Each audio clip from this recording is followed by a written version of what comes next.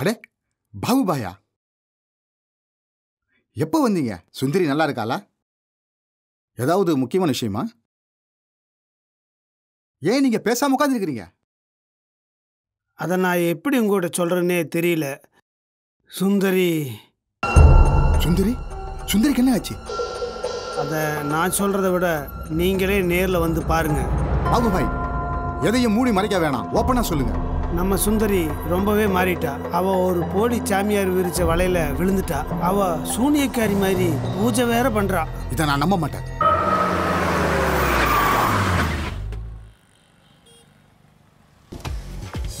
சீக்கிரமா கொஞ்சம் வண்டியில பெட்ரோல் போடுறீங்களா? Yes madam.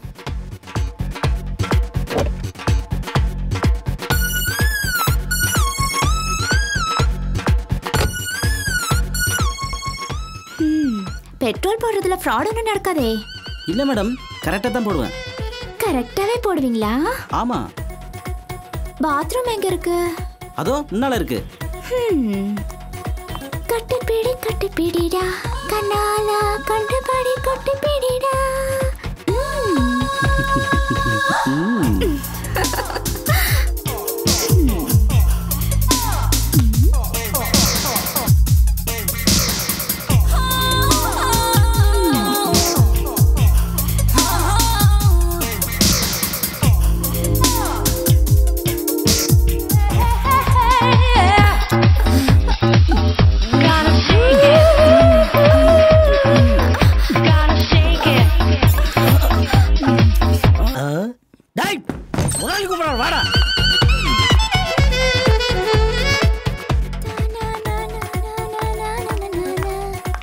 முடிச்சிட்டானா?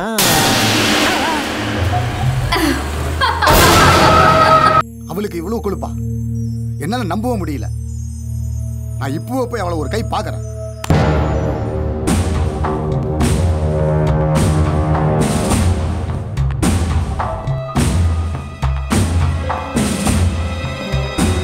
வாங்க வாங்க. வணக்கம் சித்தப்பா.